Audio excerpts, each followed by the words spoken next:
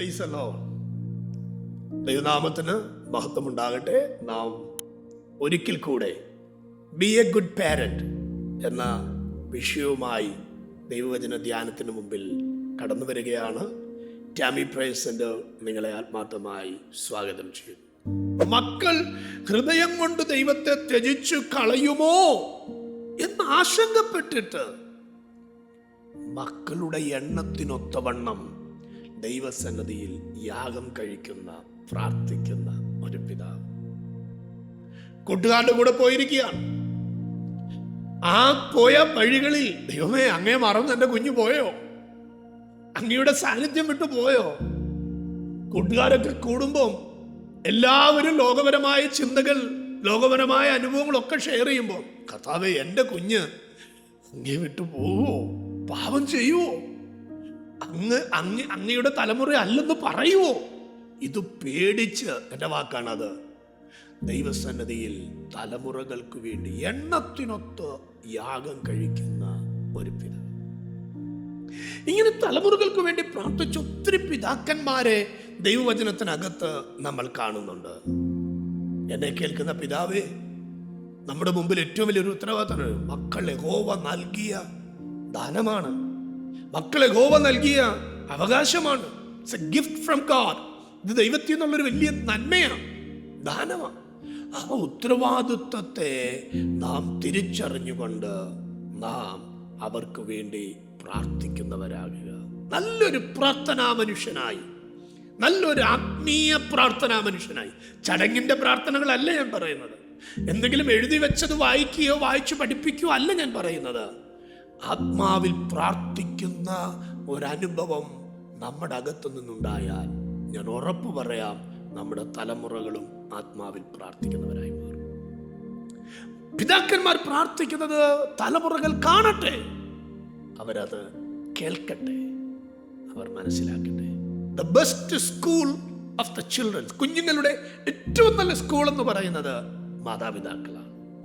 ആത്മീയത്തിൽ നമുക്കവരെ വളർത്തുവാൻ, കൃപയിൽ നമുക്കവരെ വളർത്തുവാൻ, ഞാൻ നേരത്തെ പറഞ്ഞതുപോലെ ബാലൻ നടക്കേണ്ടുന്ന വഴിയിൽ അവനെ അഭ്യസിപ്പിക്കാൻ ദൈവം നമ്മോട് പറയുമ്പോൾ ഏറ്റവും ഉത്തരവാദിത്വമുള്ളത് നാം അവരെ പ്രാർത്ഥനാ മനുഷ്യരാക്കി മാറ്റുക എന്നുള്ളതാണ്. വില കൊടുത്ത പിതാക്കന്മാരുടെ ഒത്തിരി തലമുറകളെ നമ്മൾ ദൈവവചനത്തിനകത്ത് കാണുന്നുണ്ട്. പ്രാർത്ഥിച്ച ഒത്തിരി പിതാക്കന്മാരുടെ തലമുറകളെ നമ്മൾ ദൈവവചനത്തിനകത്ത് കാണുന്നുണ്ട്. അവരെക്കെതിരെ ശത്രു വെല്ലുവിളിച്ച് ആയിരക്കണക്കിന് അനുഭവങ്ങൾക്ക് നടുവിലും ദൈവത്തിൻ്റെ അത്ഭുത കരം അവരോട് കൂടെ ഇരുന്ന് അവരെ ജയത്തോടെ നടത്തിയത് നമ്മൾ കാണുന്നുണ്ട്. അപ്പൊ പിതാക്കന്മാർ പ്രാർത്ഥിക്കുന്നവരായിട്ടുണ്ട്. വചനത്തിനകത്ത് പ്രാർത്ഥിച്ച ചില അമ്മമാരെ കാണുന്നുണ്ട്. ഒത്തിരിയുണ്ട്, ഒത്തിരി അമ്മമാർ തലമുറകൾക്ക് വേണ്ടി പ്രാർത്ഥിച്ചവർ. തലമുറ ജനിക്കുന്നതിന് മുൻപേ തലമുറയെ ദൈവത്തിനു വേണ്ടി നിവേദിച്ചു പ്രാർത്ഥിച്ച, സമർപ്പിച്ചു പ്രാർത്ഥിച്ച ഒരു മാതാവിനെ നമ്മൾ ദൈവസന്നിധിയിൽ കാണുക. തലമുറ ജനിച്ചില്ല. 1 ശമൂവേലിന്റെ പുസ്തകത്തിൽ നാം അത് കാണുമ്പോൾ തലമുറ ജനിക്കുന്നതിന് മുൻപേ കർത്താവിനോട് പറയാ, നീ എനിക്ക് തരും, നീ എനിക്ക് തരുമ്പോൾ, നീ എനിക്ക് തന്നാൽ കർത്താവേ, ഞാൻ നിനക്ക് വേണ്ടി അവനെ നിവേദിക്കുക. ആ വിശ്വാസം നിങ്ങളൊന്ന് ശ്രദ്ധിച്ചു നോക്കി. സ്വന്തം വീടിനകത്ത് തലമുറ ഇല്ലാത്തതിൻ്റെ പേരിൽ നിന്ദയും കുത്തുവാക്കും വേദനയും പരിഹാസവും ശാരീരികമായതിനേക്കാൾ കൂടുതൽ മാനസികമായത്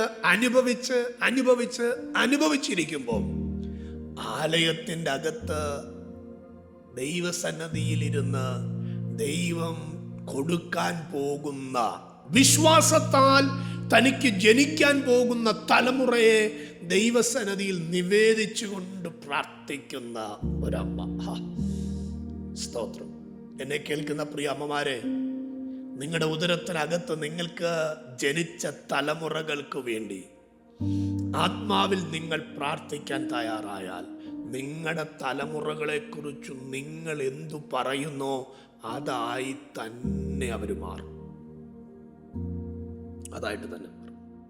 കാരണം അത് ദൈവം വെച്ചിരിക്കുന്ന ഏറ്റവും വലിയൊരു അനുഭവമാണ് ഒരു മാതാവിൻ്റെ പ്രാർത്ഥനയിൽ. അത് ഞാൻ ശമൂവേലിന്റെ ലൈഫിൽ കാണുക. ശമൂവേൽ ജനിക്കുന്നതിന് മുൻപേ ദൈവത്തിനു വേണ്ടി സമർപ്പിച്ചു.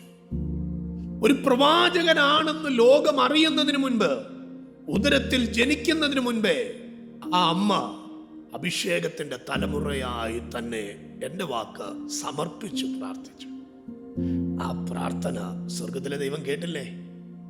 ആ പ്രാർത്ഥന സ്വർഗം ആദരിച്ചില്ലേ? ആ പ്രാർത്ഥന സ്വർഗം മാനിച്ചില്ലേ? എത്ര അത്ഭുതകരമായിട്ടല്ലേ? അതുകൊണ്ട് പ്രിയ അമ്മമാരെ, ഇന്ന് നിങ്ങൾ നിങ്ങളുടെ തലമുറകൾക്ക് വേണ്ടി പ്രാർത്ഥിക്കുന്നത് ഒരിക്കലും വൃഥാവല്ല കേട്ടോ.